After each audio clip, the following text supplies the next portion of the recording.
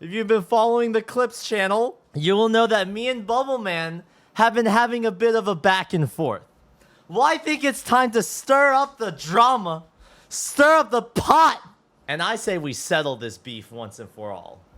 Yes, I'm calling it beef, okay? I know it's literally just us having a conversation, half memeing because we're farming each other's clips for views. But now it's time to farm for viewers on Twitch. Damn right. Chat, the Bubbleman situation is crazy. Did you want to like talk about the incidents? Yeah, I'm in. All right. Chat, it's time. I don't know how to transition this, bro. And I've seen the document as well. The whole write-up, the whole like, yes, the compilation of my yappings from VV24 or Happy 24. Yeah. Okay. I guess we can start with that. Everything. It's an interesting document. Now, let me find the document so I can point fingers and deconstruct every single point that has ever been raised and typed out. And okay, so a lot of it was fair, right? A lot of it, I think, was we want this ELO system. We want it to be an incentive to do featured artist stuff, right? You want to use this as like a not a springboard for featured artist music, but the music that is already in the game to continue to have it be relevant in the player's eyes and to then have a return on investment.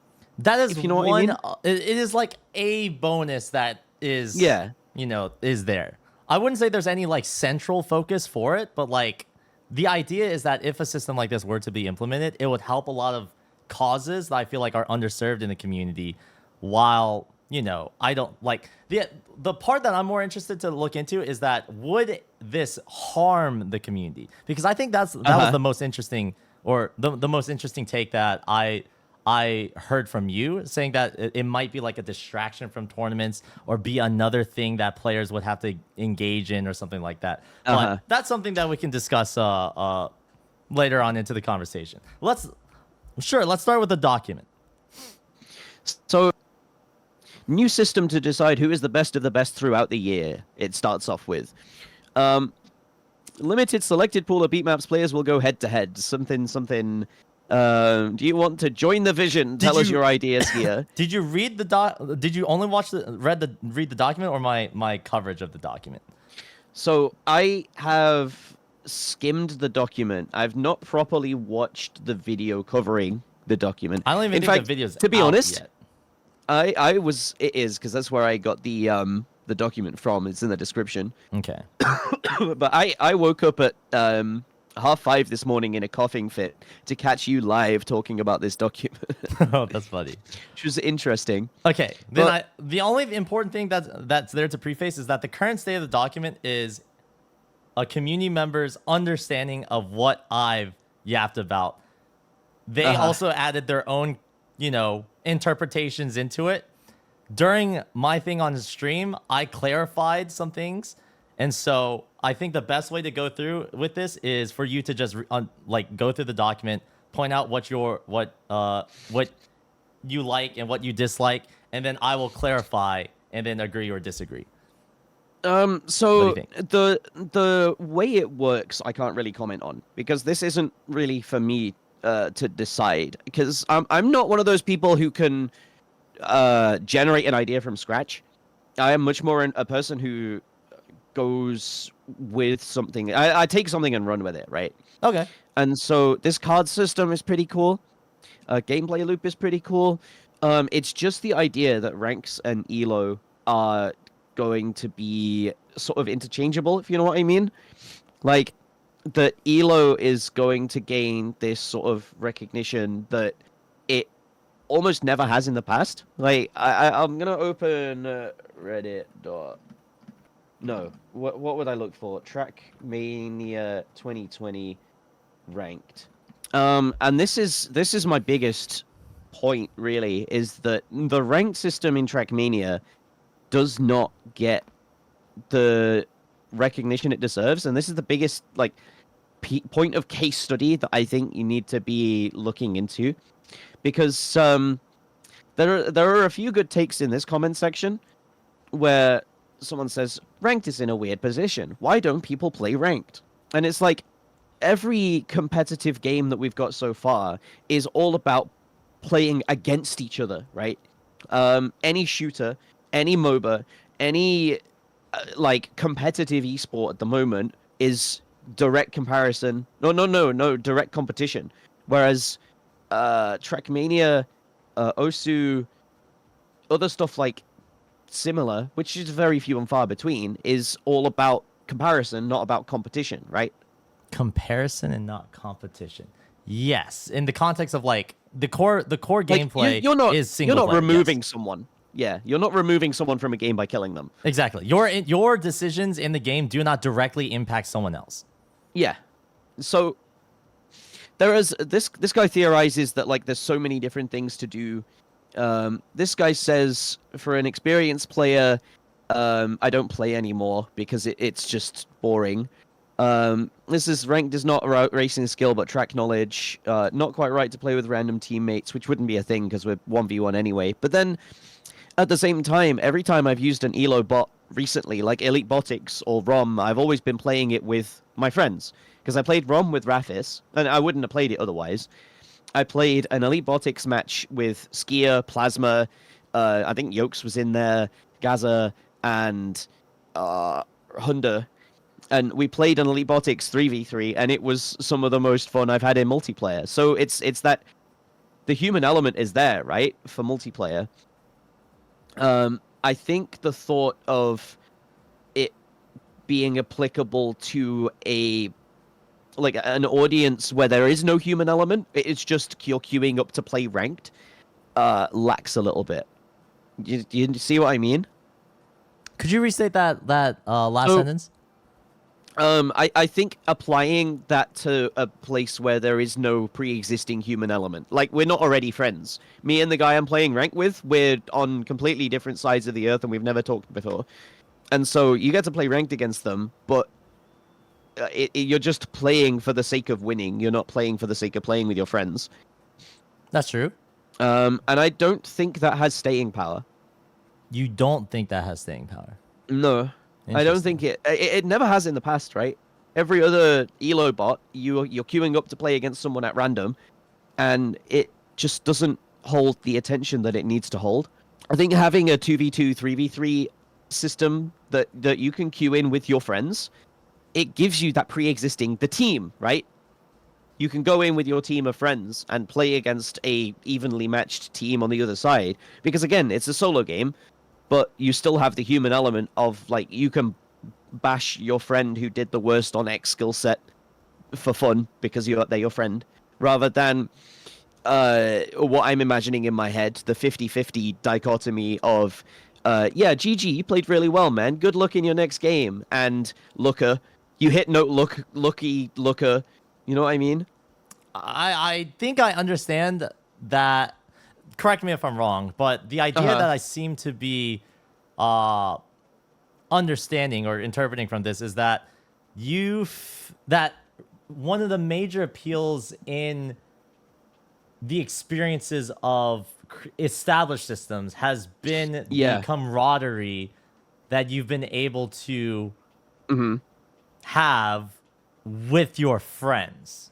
Yeah. And you doubt that a system that is entirely solo, playing against people where you're unfamiliar with anyone else, would not be appealing enough to be successful. I think so. I agree that's a challenge. Because I think if you're playing solo, you're more likely to just queue into, or you just go into solo, just play the game normally. I agree that is a challenge. I don't know how I'm going to solve that. But I don't think it's impossible. Yeah, I'd agree with that. I think, like, the second part of it is it can't be taken too seriously, if you know, like, if you're hopping into play for ELO, I don't think many of the top players will actively participate. So I don't think that's the target audience you should be aiming for. I think, like, you remember my point about us being stretched too thin, right? Yeah. if we're trying to get better and we're trying to improve, we're pushing that sort of skill set that would lie in the performance point territory. So there is a really cool way of looking at this, right? Where you know about speed cubing. Yes, familiar with the community. So, they go cyclic, where they will have a certain set of algorithms that they make, and that will do a certain thing on the cube, and they put them in muscle memory. Like, that is fully in muscle memory for me. But if I was to try to learn new ways or new patterns to recognize on this thing, I would have to step back when I'm solving during my practice and play worse, or solve worse, solve lower time, while I'm learning these new patterns and I'm learning these new ways of recognizing this stuff. And that's actively like a solo thing. That's not for competition, which then you take what you've been practicing, and in the run up to the competition, you hammer it into muscle memory. And Osu is the same thing, right? We're not here to be consistent all year round. We're here to be consistent when it matters.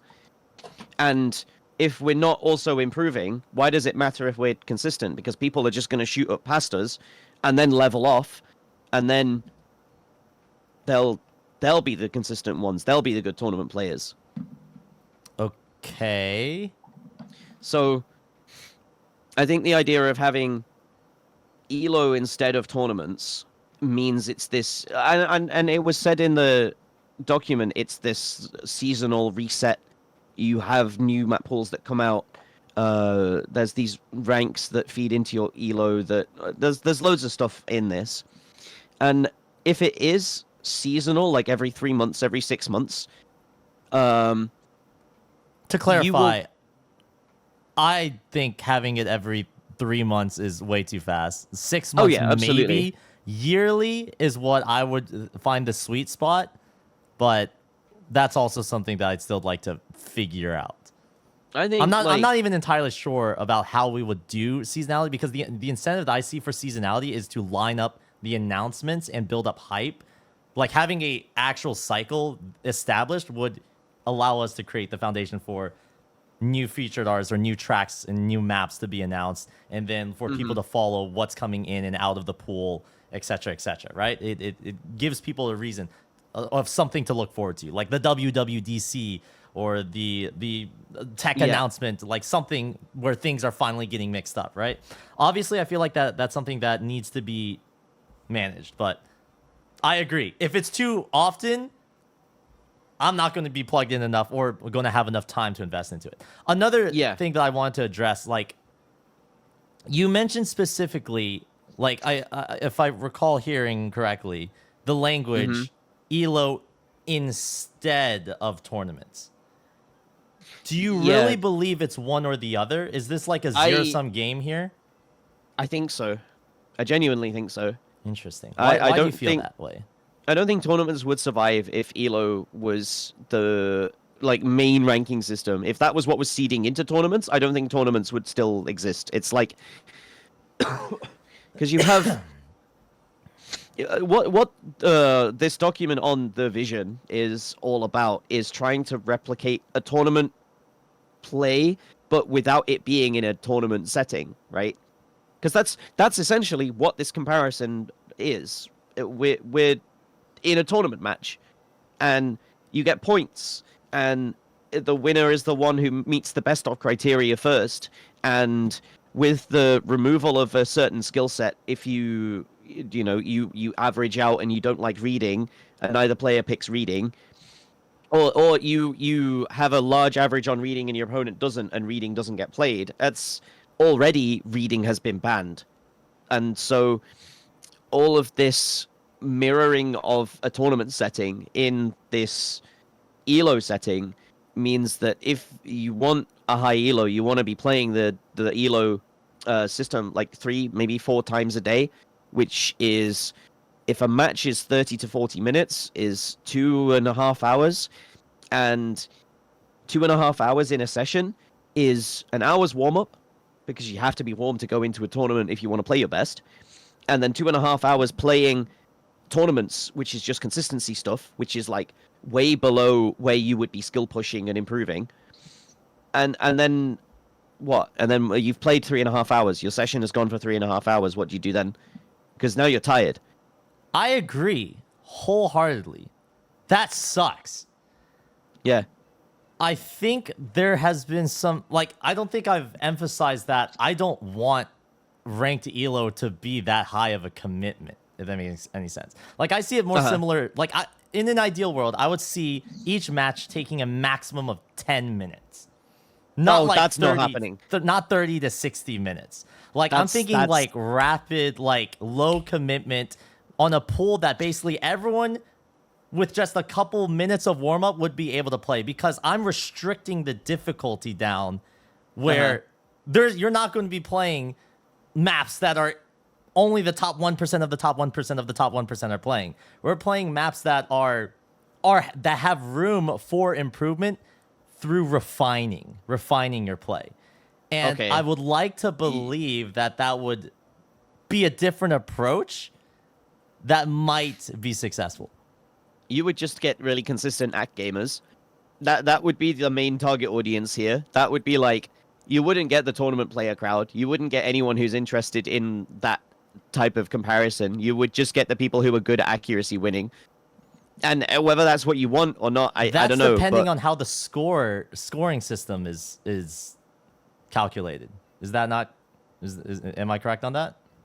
Yeah. And part of what I would like this system to take into account is not just what your accuracy is, not just where your input was, detected, where your cursor is, but also take into account how difficult was the pattern that you missed on or you hit, bringing that information into account so that it's much more fair beyond just an accuracy game or an aim game. It takes into account where you're missing or the complexity of the patterns that you're missing, and that would feed into not only your ELO performance but also your individual skills. How if you miss on an aim control pattern, that would affect your aim control sub ELO or something like that. When I'm looking at something like that, I'm always looking from a top player perspective, right? And this should be what game design is balanced around, because top players are the ones that are pushing the system to its limits. True. So when I'm hearing you say people are missing, then the difficulty is far higher capped than like 7 stars. I think the way that I see it is the opposite way, in which scores accumulated. So that if you're playing a low difficulty section, you don't gain as much score. As a result, if you miss there, you don't gain that tiny amount of score. Whereas if it was an extremely difficult section, if you hit it, you gain a ton of points. Whereas if you miss there, you don't gain that large amount of points. Does that make any sense? Interesting.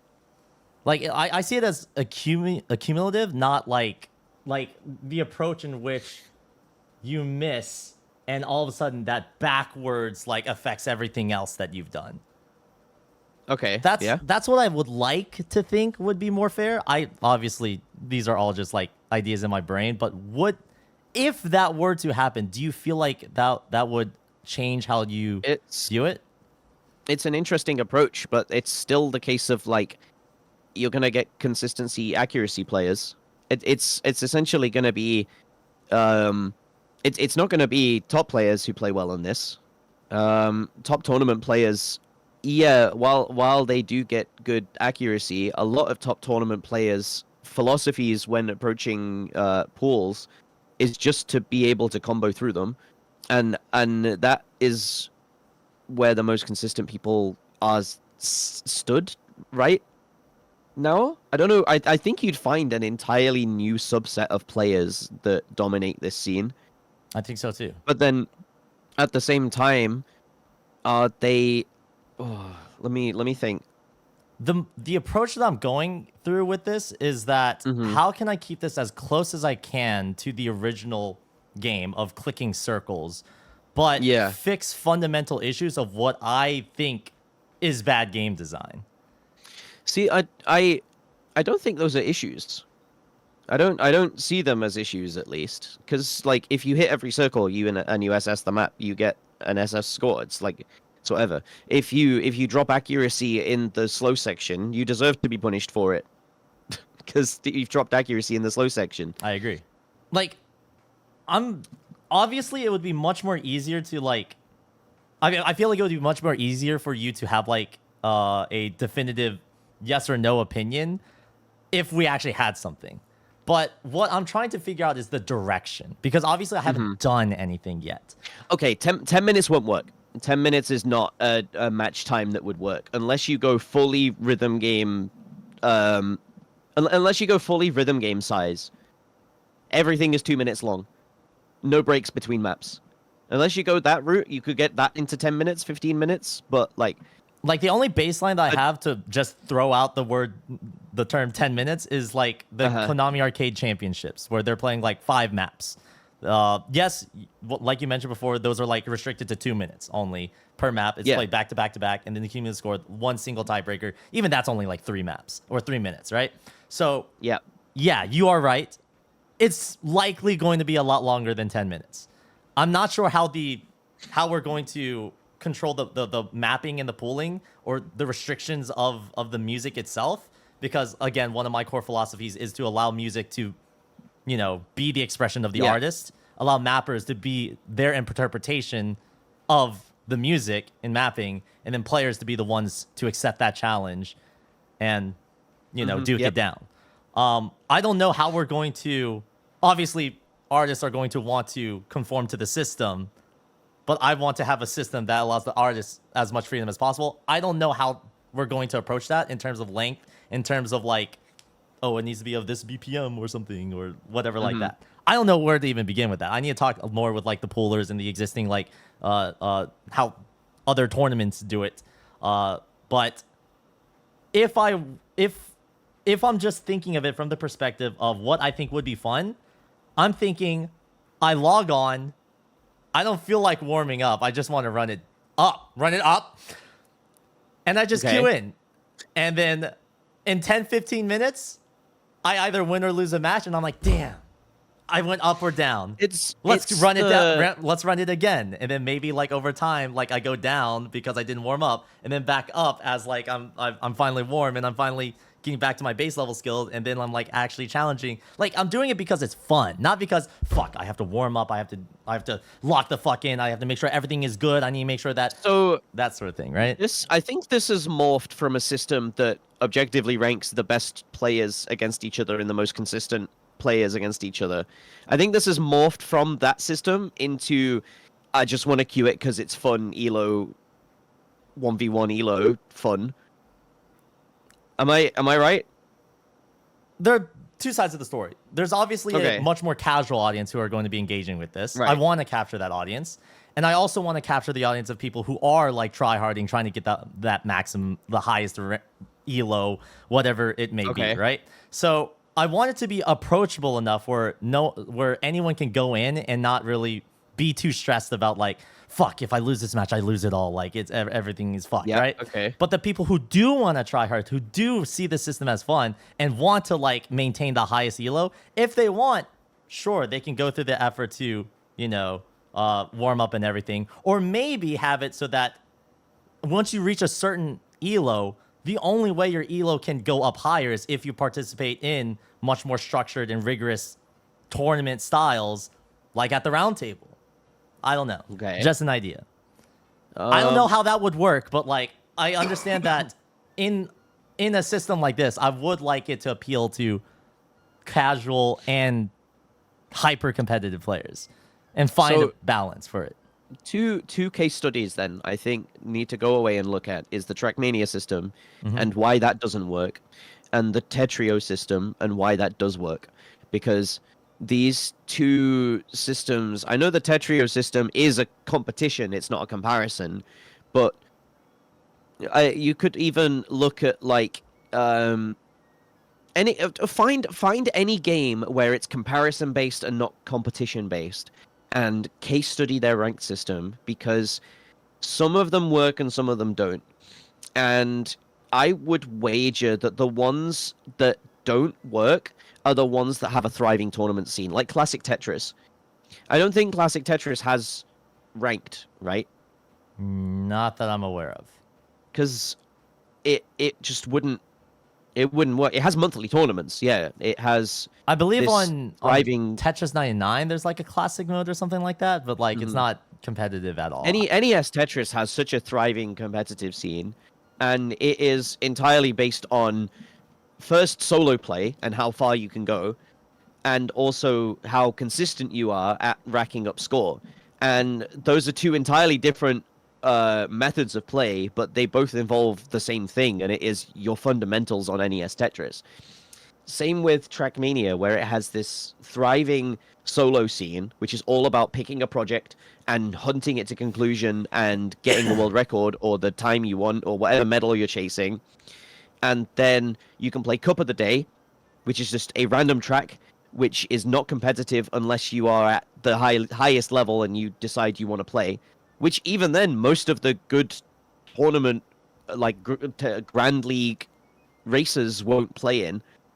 I've barely ever see Carl Jr. in ranked on Cup of the Day, and that has an elo system which just doesn't get attention because there's no reason to play it, because you can just play you can try out for Grand League, or you can like hone your skills on a certain type of track, or you can rip Cup of the Day, which eventually, from what I am aware of, is what the Osu Daily is going to be. But that's a long time in the future. So I'm more familiar with like the Tetris community and how, you know, I saw OSK build Tetrio from like the day Tetris Friends died, right? So I follow. So I'd like to say I'm pretty familiar with that end of the way that they handle their elo system. And of course, with the footnote, your performance does directly affect your opponent and vice versa through like the garbage system, right? Trackmania, I feel like, is something that I agree I need to do a lot of looking into. The topic that's been brought up a lot is anyone actually going to play the system? Anything that involves like other people, like if no one's playing on it, it's dead on arrival. If people are playing on it, then it actually has a chance. And whether or not it continues to be active or not, whatnot, is based off of how the system works. But if no one is playing on it, it is dead, right? And I agree with that wholeheartedly. What I want to understand is, how does Trackmania incentivize people to play or engage in a ranked elo system beyond just a rank? Because the rank doesn't mean anything if people don't respect it, if people aren't engaging in the system, obviously, right? Yeah. What are they doing to bring attention to that system so that more eyeballs are on it, so that it is more respected, right? Do you know? Like, not really. I remember it being added. There's a here we go. Tweaked version of the team's game mode. So it is just a multiplayer game mode. And it is just a ranked, I guess, 3v3. How to play 3v3 with my friends. There is a leaderboard. I don't know where the leaderboard is, but let's rank 3v3 point update. How do I see this leaderboard? Sorry, I have no idea how anything Trackmania works. I only know of one creator of Trackmania that's like virtual, right? Yeah, there's virtual Scrappy, Sammy, who else? Oh, didn't Sammy make like what's it called? Sammy's the next Geometry Dash guy. Oh damn, dude, Sammy's dope. There we go, ranked. So they are on they're on the what's it called? Official website. So this is fully official. This is like, I think Massa is a Grand League player, but I don't think any of the rest of these guys are actually, from what I know, anyway, and I don't know very much either. But these are Cup of the Day maps where you queue in, you play Cup of the Day. There's Scrappy has, I think, the most Cup of the Day wins. These guys, like Grenadi as well, he streams a lot. But it's all this competition for fun's sake rather than giving you anything for it, which I think is Osu's philosophy anyway, right? But then the people What is Osu philosophy? What do you believe is Osu philosophy? Like fun for fun's sake. Because it's never taken itself super seriously. The PP system is there because people were demanding it. That's true. But other than that, it's just it's circles for circles' sake. That's true. I agree with that. By the way, Scrappy plays Osu. We tried to get him to Kel, actually, because he's a Kingwin creator, but he declined. Trackmania Grand League. It's another thing. Check how GeoGuessr ranked works as well, because that is a comparison rather than a competition type thing. You can't directly affect your opponent there. Interesting. GeoGuessr and Trackmania. Grand League, Stage 2. So the Grand League is the tournament end, and the Cup of the Day, or Cup of the Day is also another like highlighted thing that some people take competitively. And then there's an elo-based system that's also there. All three are officially supported, but it seems like most people are engaging more in the tournament end of things rather than anything else. Yeah, like all of these guys, you see Mudder in Cup of the Morning because he practices a lot. You see Massa Grenadi on Cup of the Day because I think they both stream, but the rest, I don't recognize these names from watching Cup of the Day. I see Elcon and Mime sometimes, but past that, it's like they're here to be good at tournaments, and so that's where all the money is, right? That's where all the money and the recognition is. Okay. And so you can't fault them, but it's not like they would, quote, waste their time playing game modes that don't directly help them improve. I'd like your opinion on this. Okay. Because this is all... I'm still under the assumption, or I'm still under the opinion that... I don't even know about the PP system specifically, but I'm under the opinion that the ELO system and tournaments can coexist. The big question mark here is how PP is throwing a wrench and how that might fuck everything up, right?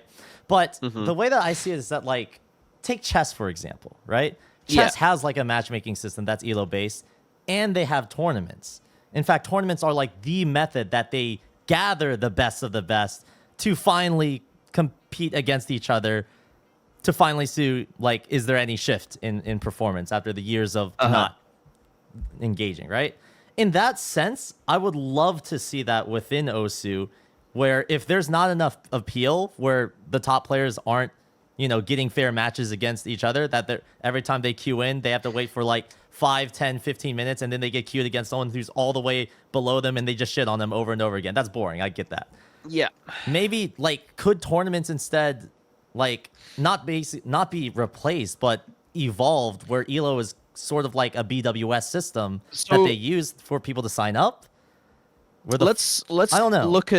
Let's look at chess then, because chess, we have the same board every time, the same moves every time, and like book openings, studied lines, all of this, that, and the other, and it's competitive rather than comparative, whatever.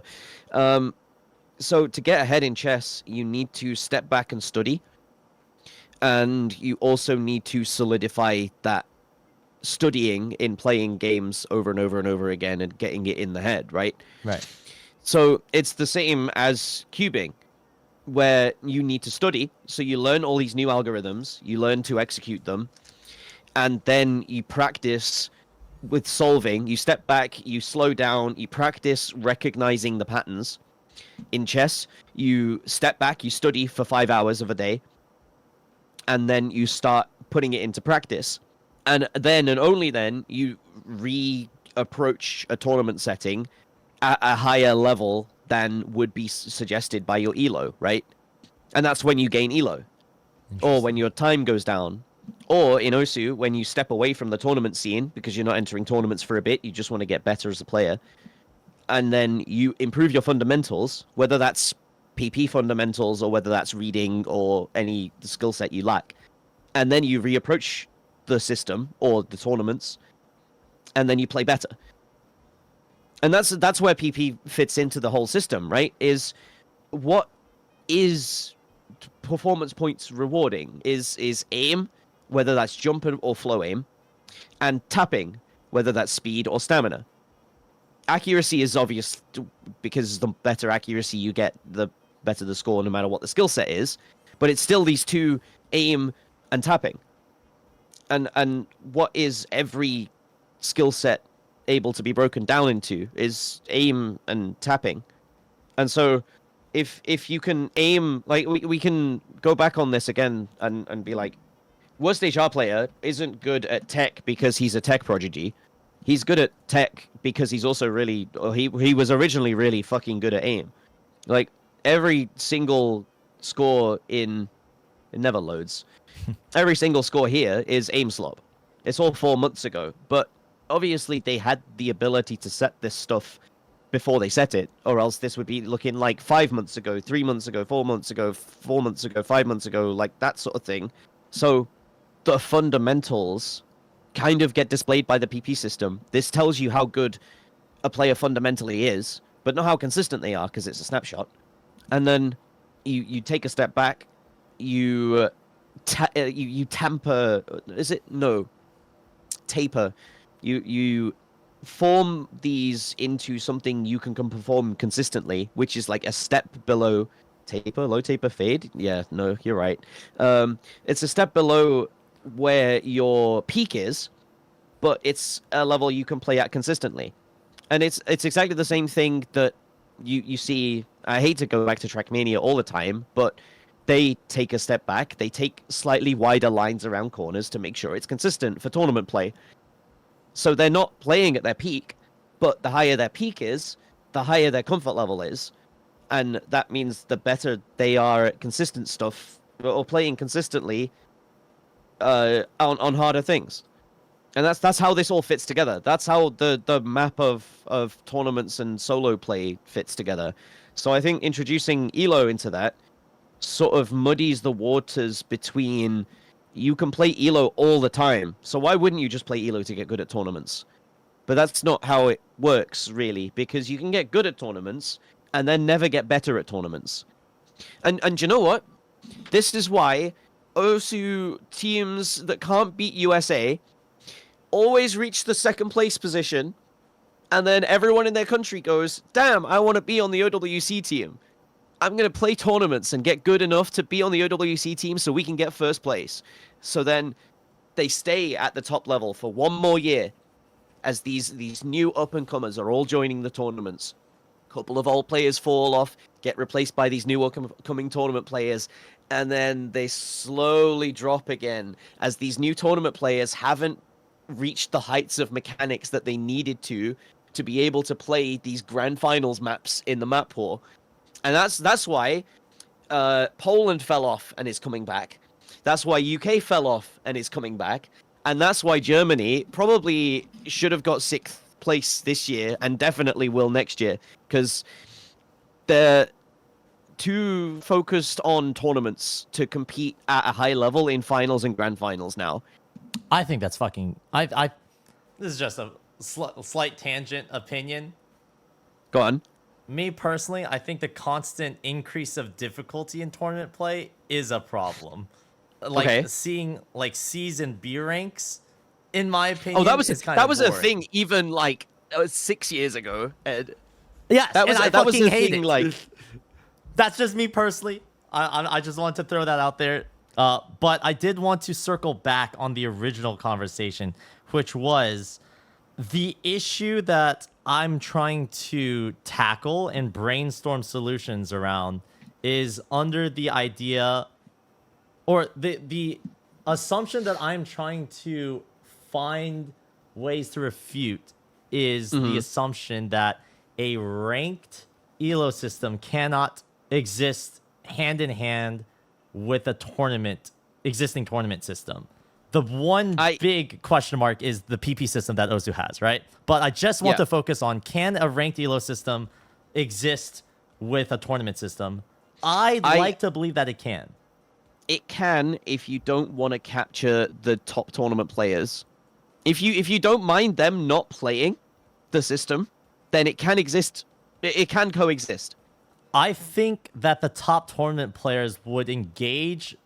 they would engage. They'd engage for fun. They would engage for alternative reasons, because they want to participate in events like the roundtable, because they want to be on a broadcast in front of hundreds of thousands of people, because they want to, that's assuming we get all the hype together. So like that would be the incentive if it works, right? And maybe there's prize pools, and maybe if the economics works, maybe there's a bag to get. See, who knows? Now adding in the not adding in not the the idea ELO, that like the tournaments that ELO support. yeah, but adding in the idea that the ELO is now used as a qualification system bothers me. Let me sit on that for a second, but no, continue. That was just an idea. I don't know if that actually works. I haven't looked too much into BWS. I just know that like rank has its flaws, but it is a method for seeding. BWS has its flaws, but it is a system for seeding. Ideally, you throw them all into a group stage and like have them duke it out and then seed based off of like the performances. That would be the most ideal. Having ELO be a way to qualify into a tournament might be another way that you could use for seeding, but is not the most ideal. I don't know, but again, just more food for thought. With that being said, the reason why I wanted to specifically clarify that was because when I mentioned that topic, you mentioned how like the emphasis of, oh, chess is a board completely like, unchanging game state and players affect each other. I am struggling to understand how that could affect the idea of whether or not a tournament and an ELO system could exist at the same time. I feel like that's the game that... I'm more talking about like with me saying that, I'm more talking about you need hundreds of matches of chess, thousands even, to make a proper ELO system, and also it is cyclic in the same way that OSU should be. To get better at OSU, you need to be cycling in and out of consistency and reading and mechanics and aim and speed. People go away from tournaments for a while to learn and study new lines, and then they return to tournaments with these new lines and these new studies in their pocket. And so it's this way of approaching the game that isn't just hell-bent on get a high ELO number. It is get good at the game, which in its truest sense is being good at everything, which would also involve like study of more obscure lines in obscure openings as black, and then trying to find your own obscure lines with odd only moves as white, right? But you need the time to go away to study them and essentially improve your fundamental understanding of the game. So that's why a tournament setting is good. And that's why ELO works, is because there are so many matches in a tournament. If it was just, I don't know, if it was chess.com ELO and everyone was only playing chess.com, you wouldn't have this cyclic ability. And nobody takes chess.com ELO seriously, right? Damn. Barely. Like, in the low levels, yeah, sure, because you go away, you study, you come back and play chess.com. But at the high levels, people are, like, ripping 30, 35 games a day. And you know, the top players are at the top, but they're not... It's chess.com ELO, it is not chess ELO. You know what I mean? It's not tournament play, it is something else. Yeah, if that makes sense. I agree with that. I guess I think as long as we're still on the same, as long as we're on the same page that they can coexist, how needs to be figured out. I think they can coexist, but I don't think the top tournament players are going to engage with the system, because it hasn't existed in OSU from the start, and it would take a lot to have these guys give up 2 or 3 hours a day, and also give up what would be grind sessions, what would be improvement sessions. How is that? I think you will find, like, the players that play well in this system are players that are playing it as a break from grinding solo. I think that's fine. Okay. So then those won't be the top tournament players. So this is where I would like to capture every possible corner of the community. Uh-huh. That would be my goal. Realistically, that's not possible. However, I still feel like if I were to create a product that the majority of users enjoy, if I'm not able to capture everyone in the system, as long as over time the system grows and captures more and more people and becomes more and more respected over time, there becomes a greater and greater incentive for the people who are at the top in other, tournament plays, now realizing that it's much more acceptable or respected to then prove themselves in that system. It's not necessarily like, yes, if I introduce the system right now, there's a lot of tournament players who are not going to want to bother with it. I get that. But if over time it does grow into something where all of a sudden, there is an incentive for these top players to engage, I'd like to believe that maybe they will engage. And if they don't engage, well, that's okay. That's on, that's fair. Is what it is. You know what I'm saying? I think having the pressure to engage with what would essentially be a third system that's just too much for people to do in a game that is inherently physical, right? Let me sit on that for a bit. The pressure to engage in a system that is inherently physical. Yeah. Could you elaborate on why you feel it's pressure? So if you want, if how I'm understanding this is that eventually you want everyone to be participating in this, that also means that the people who don't participate feel this outward peer pressure to then commit time to participate, right? I would like to clarify that point. Okay. I would never want someone to feel pressure to engage in the system. I want to create incentives so that a player willingly wants to engage in the system because it's more fun, because maybe it's more representative of their skill, because maybe they can win some prizes or some merch or something, because they respect the people pooling and the maps and love supporting artists through the system because of stuff like that, right? Like, it is a want, not a I want you to play in my system type shit. You know what I'm saying? Right. Yeah. Obviously, an incentive that would allow a player to want to engage in the system more is to make it more convenient. If it's more convenient and it's actually built into the game, yes, that more people would likely want to engage in it because it's a much more it's less friction, right? I understand that. Yeah. But I never want this system, I don't want anyone to feel pressurized that they have to engage into it, right? To a certain extent, I can make the comparison with performance points, right? There's a lot of people who think I fell off because my rank has been falling off, right? Which is true to a certain extent. And you even pointed out that if I want to get better, the performance point system is a really good measure of raw mechanics. And if I want to stay competitive, mechanics is something that I'm going to have to work on. I agree with you wholeheartedly. But do I feel pressure to engage in the performance point system? I don't know. I feel like most of the pressure really comes from the fact that everyone wants me to do it and wants to watch me do it, and the viewers equal my paycheck more than I would rather just focus on the actual things that move the needle, unranked maps that are more hyper focused on things, right? So in that way, it's still my decision of whether or not I want to be in a state of grinding maps that would increase my rank. I don't think that's pressure. I think the pressure that I have to engage in the system with the performance point system is artificial. And I think if that was the same for this elo-based system, where if someone feels like they're the best, they don't need to prove themselves, fuck it. You don't engage in the elo system, right? But I do want to create incentives so that it is in their best interest to give it a try. Maybe you can make some content out of it.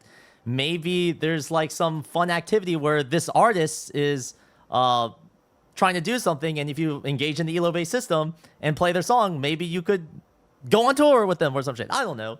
I want people to want to do it. You know what I'm saying? Not to pressure them into doing it. And I think that word pressure is the main thing that I'm trying to understand why someone would feel pressured to do it, and how can I alleviate that pressure? Okay, I see where you're coming from with this then. Because, I don't think you should be surprised if top players don't engage, or if the people who make it to the top stop engaging, because obviously with every ranked game, queue times are going to get long, unless you add a cap to elo, like Tetrio has. I think you need to go through a few case studies of comparison-based games and why their ranked sections either work or don't. I agree. I will do that. Because as I understand it, any game that is a solo game, there is very little incentive to take that solo game and play a ranked version of it. You can even say Minecraft speedrunning ranked there is probably... Do any of the top players play ranked, or do they grind on their own full world record so they can reset? Many of them use the ranked category as practice for later than RSG, like for the world record. So there are a lot of people who do engage in ranked. A lot of the players who are world record speedrunners are very high ranking ELO players. Yes. So maybe a case study on why that's working, and that is a case of a community has built something for a game that it doesn't exist in the normal game. You have to go out of your way to find it. And so why did that work, and why did the stuff like MadeBot and Osu matchmaking fail? Because that was another, this isn't in the game, you have to go out of your way to find it. But if it was gonna be truly the next thing for ELO, for an actual ELO system for Osu, it would have worked, right? Right. And I agree. Like, I have my own opinions on why RSG works. Part of it is my criticism actually with tournaments, or my criticism with the client allowing a player to turn off elements that make a tournament match feel multiplayer. Like the seeing each other's score rise and pass each other, right? The fact that players can turn that off, I think that's fucking stupid. In Minecraft RSG, you cannot turn off the fact... Yeah, exactly. You cannot turn off that you saw your opponent enter the nether before you. You cannot turn off the fact that he just entered the end and you're about to jump into the portal. You're so close behind him, right? Like, yes, it's a solo environment, but emotionally you feel connected. And that's something that I want emphasized in this system. If you are playing a ranked match, yes, the core mechanic is that you're going to be playing a map and you do not affect your opponent's score. But emotionally, it's a test of how good you're able to ignore all the assets of whether or not your score is above theirs or not, whether you're higher than them or not.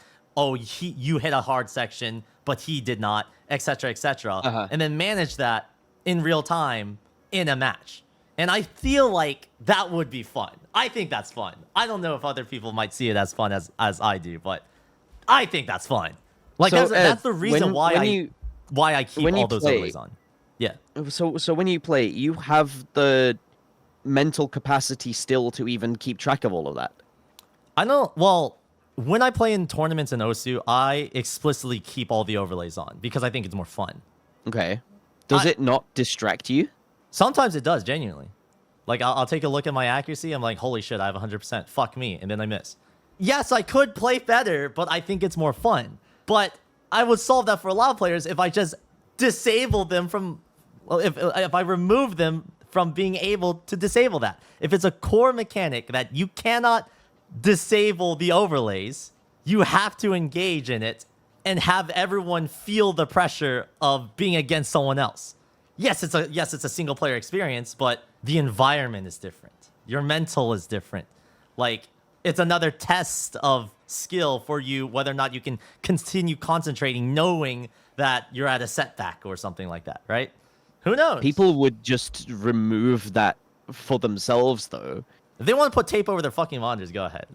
Good luck. I think that's too much. I think that's a pain in the ass, but in my opinion, the fun of it comes from, seeing how you're comparing. Maybe the best of the best are able to completely wipe that out and not be distracted from it. I think the more fun aspect of it embraces it and just pops off. Yeah, sure, but it's one of those things that if you have the focus spare to even be thinking about what your accuracy is, you are not playing the tournament or the map correctly, right? Yeah. The only times where I have not felt nervous is when I am not completely focused. I agree. Like, when I'm in the flow state, even though I have all the overlays on, I don't even think about it, right? But the environment creates the flow state. And being in that match, knowing that I'm behind, somehow that helps me lock the fuck in. Like, I feel like I play better when I know I'm at a disadvantage. That's just me anecdotally. But I think crafting this environment is important. Isn't that called underdog syndrome? Maybe, honestly. One of my roommates is controlling my light. I don't know, all right? I just like being in a position where someone thinks I can't do it, so then I lock the fuck in and I do it. You know what I'm saying? Like, I love that. But anyways, that's a tangent. Sorry. Okay. But the core idea is like managing the environment, and I want to create an environment that I feel like RSG is doing successfully, which is taking a single player experience and making it feel like it is a multiplayer experience. I don't know. I don't know, man. It's getting late now as well. Oh yeah, and I'm losing my mental faculties. But at the end of the day, I need more people like you who are critical of my ideas, who are not going to keep me in an echo chamber, who are going to point out real flaws in this system. And so I find this conversation extremely productive. I got a lot of resources from this, being the Trackmania, being the chess, how, like, when you point out that people don't actually respect the chess.com elo, I was like, really? I'm like, rank 900 elo. I'm shit at chess.com. I mean, like, but the dichotomy in terms of like the top players versus like the rest of the audience, I want to look into that. Like, this is all really fascinating to me, and I'm really glad that we can have this sort of discussion, because I think this is awesome. I think this is fun. Yeah. This is chess elo, right? Yeah. This is chess elo. Chess.com elo is all about like 3-minute, 5-minute, 10-minute, 15-minute games. But this is chess elo. This is like full study, like sit down for 2 hours. That's the type of shit you have to go to like an official like chess sanctioned event to. Yeah. Okay. All right. Yeah, that makes sense. This is elo. This is what elo is. So chess.com is just an elo system is their own separate, it's their alternative ranked elo system. Okay, that makes sense. And this is like, you can see the same players who are playing at the top here as do on chess.com. Right. But have you ever seen Magnus Carlsen play on chess.com outside of like Title Tuesday? Even before he had his own platform, okay? I'd like to argue that there's probably more of like a brand sponsorship thing behind it, you know what I'm saying? But I mean, he has his own platform now. Oh, he does? Yeah, he has Chess 24. What the fuck? Okay. That's dope. But you don't see him play on chess.com because he's busy studying and learning. Right. Is it still Chess 24, by the way? I don't know.